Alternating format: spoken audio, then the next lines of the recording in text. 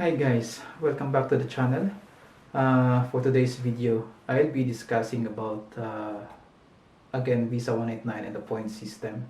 So in this video, you will see the breakdown of points that you will need to satisfy, and at the end of the video, I hope you'll get the knowledge of the different sources of points. Um, One thing I noticed is there's a lot of the considerably the new sources of points now compared in back in 2015. Like example, if you are single, you can immediately claim 10 points that was not there before in 2015. So I hope you like this video, guys. Share it to your friends or to your relatives or engineers. So maybe also it can be applied also to other profession, and hopefully it will help them. Thank you, guys. See you in the next video. Bye bye.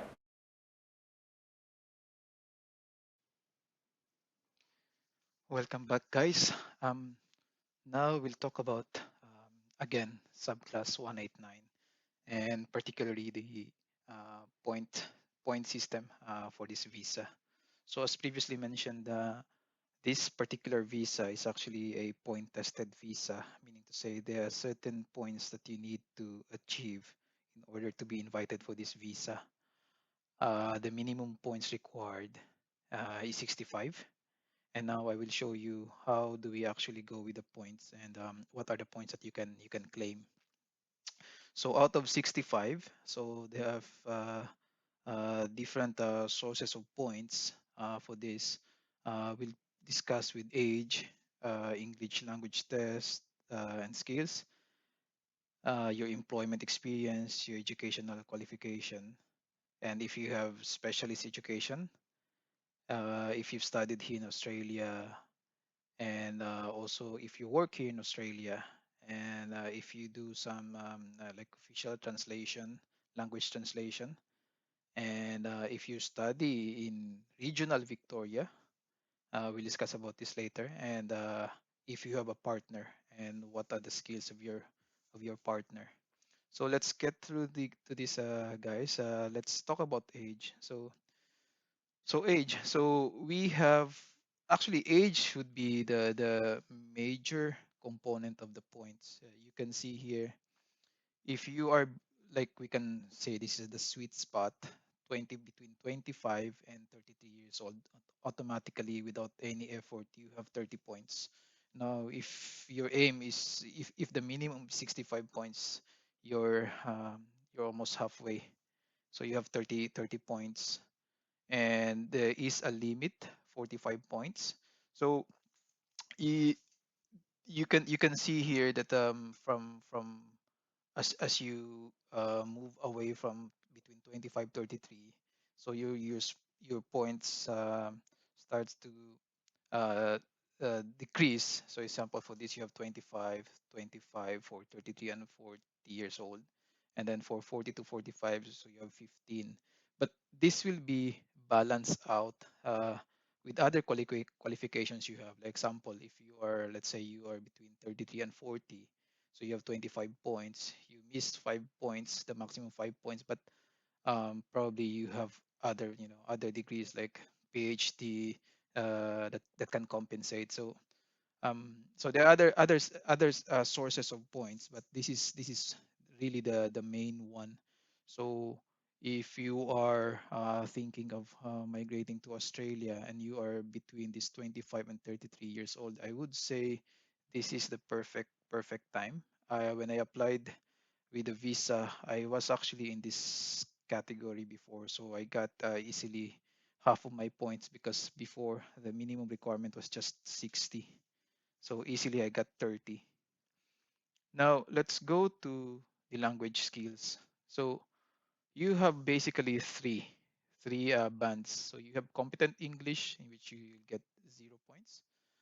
Proficient English, you have 10 points, and superior English, 20 points. Now I will discuss this later, more on a in-depth discussion about the language skills, but really high level, what you try to achieve here is really the superior language skill. So you'll end up with 20 points. Now, uh, it's not easy to achieve this, to be honest, but there are ways to get these points. So in my case before, I had to take IELTS, I think twice, and then again I I surrendered. I moved to a different kind of test, which is the PTE, that I will show later, guys. It's not, I'm not saying that the PT is easier than IELTS. It's just that it depends on the person. Depends on the person. So for me, the IELTS exam, I always on the speaking test, I am not able to get the maximum points. Maybe because you're talking to a person, but with the PT exam, because it's all computer, maybe I'm more comfortable. So I was able to get the superior points. But really, it's seldom that you encounter a person, I mean, here in Australia, who applied for 189 that got this um, correctly at first try, the superior. Mostly we tried like how many times and then get the superior language. So just really on this language test, so we have different uh, test for the visa that you can use. One that I mentioned is IELTS, International English Language Testing System. And then we have the PTE.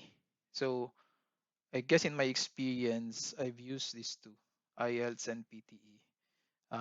Not familiar with the other two, but I think majority are taking these two. So I took IELTS for the Indigenous Australia language requirement, and then that time I got like a just really the minimum requirement of Aegis Australia. So I've not wasted that test. I was able to use it for Aegis Australia. But during the visa application, the actual visa application, in which I need 20 points, I have to switch to PTE because I think this is the well for my case. This is where I am more comfortable with. So I was able to get the maximum points for this. So you need to get at least 79 uh, for each of the four test components. And for the IELTS, you have 8. Later, I'll do a video on this too. What are the differences between the two? And they're both challenging, but it depends. Really, it depends on you. So as I said, for my case, I like the PTE. So say you have 20 points. So yeah, you have already you already have like 50 points, yeah. So from your age, assuming you are here, so and then plus 20, so you have already 50 points. So you just need to complete 15 points minimum to reach 65. And then the next source would be skilled employment experience. So because we're applying for skilled visa, so obviously we must be skilled, yeah. They're probably assuming that we're working on a like a technical role, like an engineer's role. So in my case, before I was working outside Australia for about more than 5 years. So I was able to get the 10 points. I was able to get the 10 points. So a lot of a lot of people are asking me like if I'm a fresh graduate out from university, can I apply for a visa? I think certainly you can apply, but in terms of points, I would say the best part really is I think is this. I think so at least you're working for 5 years, then you get 10 points, and still you are still in the same I mean in the maximum category for age. So if you are fresh graduate, you probably struggle with this. So but definitely you because I don't know your particular situation in this case. As I mentioned, I'm not here to really give an advice. I'm just sharing my experience. So in my experience, I applied like I have more than 5 years before experience, so I was able to get these 10 points. And then the next source of point is Australian skilled employment. So and note, you should be in Australia. That's a key. I mean, there's a lot of companies in Australia with overseas operations, like so, but you cannot count on those. So you really have to be in Australia. That's my understanding. That's my understanding for this to get these points. So if you're working here, or if you are here in Australia, like you're working professionally on your field, not on a different field that you are seeking assessment for. Like example, you if you are a, say, suppose a civil engineer, that's the qualification that you're seeking for assessment, and then your work is actually quite not related to civil engineering. So um, you can probably encounter some issue with the assessment.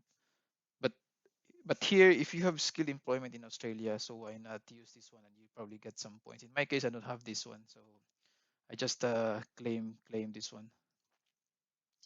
Now let's go to educational qualification. So obviously, because you're an engineer, you must you must have a bachelor's degree, right? So in that case, easily you have 15 points. You have 15 points. Maybe a question here is, if I have a master's degree, which is the same case before. In my time, I had a bachelor's degree in civil engineering, and then I had also a master's degree in structural engineering.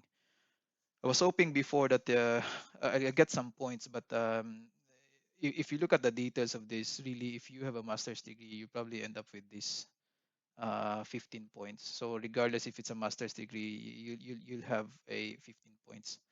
Now, if you have a doctorate degree, that's a different thing. So you probably get a 20 points for that one.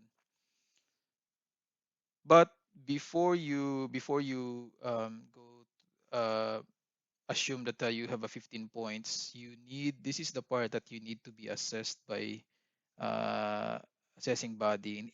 In our case, Engineers Australia would be the assessing body. So definitely we can say we can claim this one, but we need to prove that our degree overseas is actually equivalent to what they have here in Australia. That's why Engineers Australia is tasked to assess us. So I'll talk about it on a later video. What's the process? But that is the key. So if you claim this one, if you will claim 15 points in the visa, then the immigration will look for the letter from Engineers Australia proving that, yeah, he this person is really an engineer assessed by this qualification. And there's a separate process regarding that one. But let's assume for now you have this 15 points. And then this is this, I think this one is a new one. Back in 2015, we didn't have this one, but specialist education qualification. So if you have a master's degree from an Australian education institution. Um, and you can see here there's actually engineering here and a lot: civil engineering, electrical, geomatics engineering, mechanical, manufacturing. So if if you studied in Australia for master's degree, you can claim this, and it's a lot, 10 points. In my case, I don't have this one. And then you have this Australian study requirement. Again, you have 5 points, but most of us probably coming outside from Australia, I don't think we have this. And then again here, if you complete like a L1 professional year in Australia, again this is assuming that you are here in Australia working in Australia. So you have five points. I don't have also this one before. And then this one, community language. If you are certified like interpreter or translator by National Accreditation Authority of for translators and interpreters, you'll get 5 points.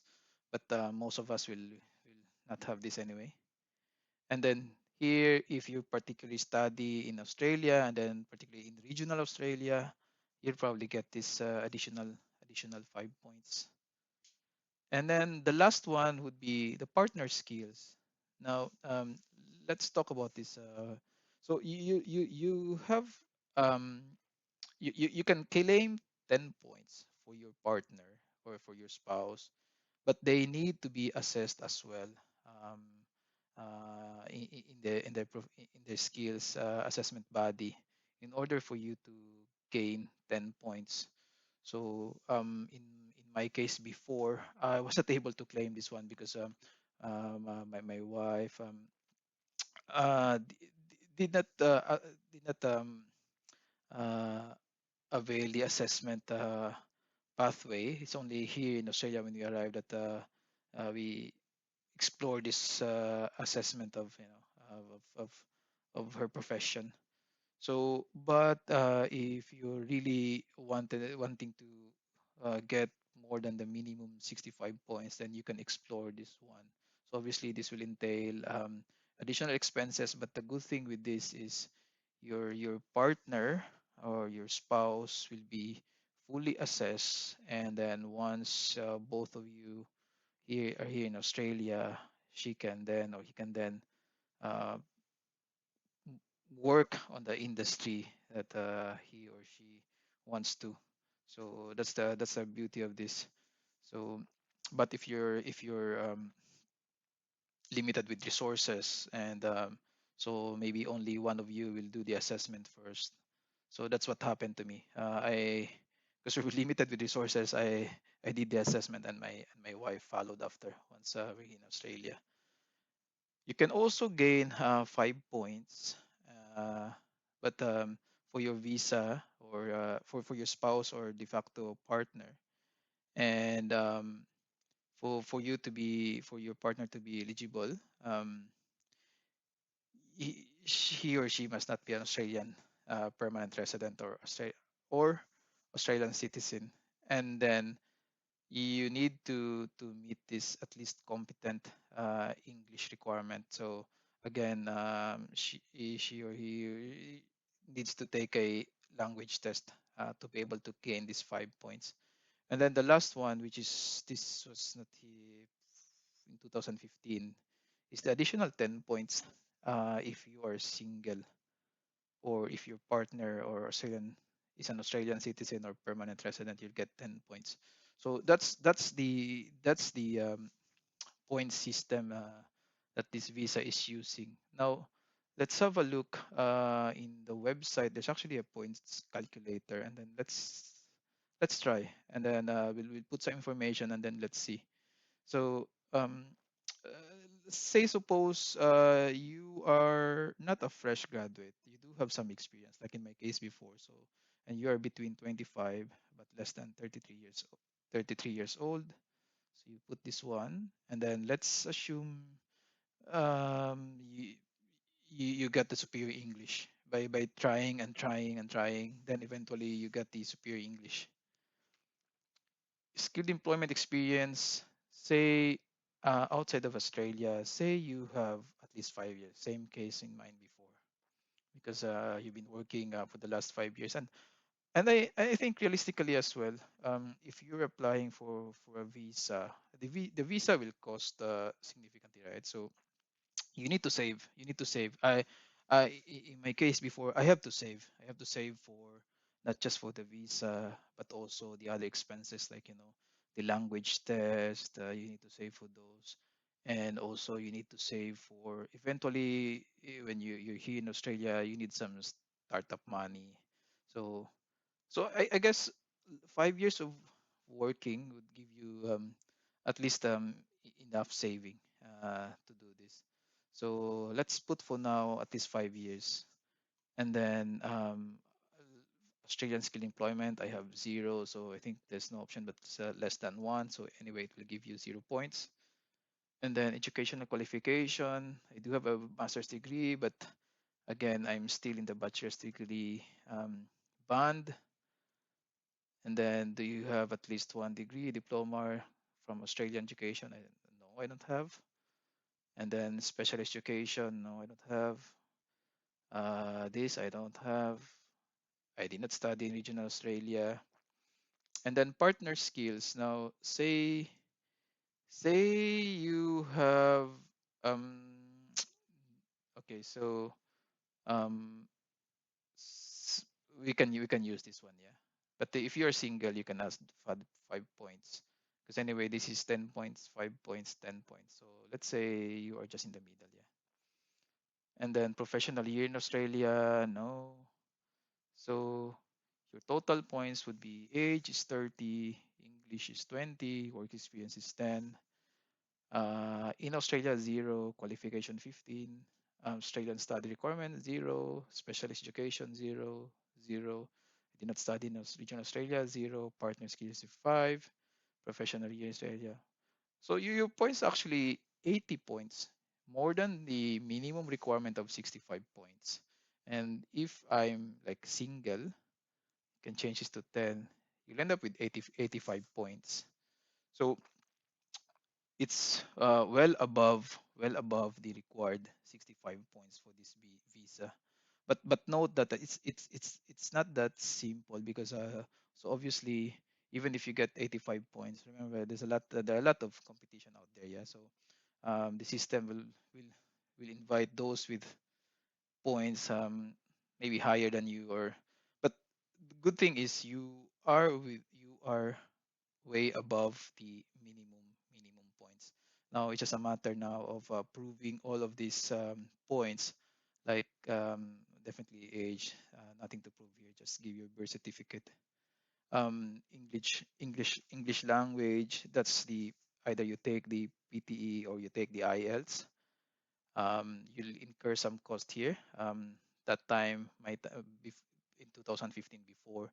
I'll check the new figures, but that time I think it was 10,000 pesos for the English test. I took 3 times, so that's 30,000. Um, and then work experience, you just have to probably submit your work contract, or any proof that you work for 5 years, or whatever your work experience. So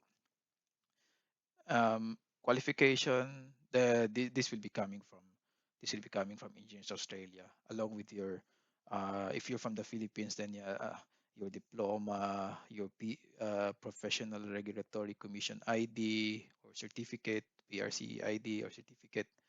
And then here, if you will claim this, then you need some proof. So really, the key is, if you're claiming anything, you need something to prove it. So that's the key, because anyway, in the visa application later, they will surely look for those documents. So that's it for now, guys. Hopefully this video will help you uh, come up with your points. And as always, check the official websites. So we have the official websites here that you can. It's easy to navigate anyway. So that's it. Thank you.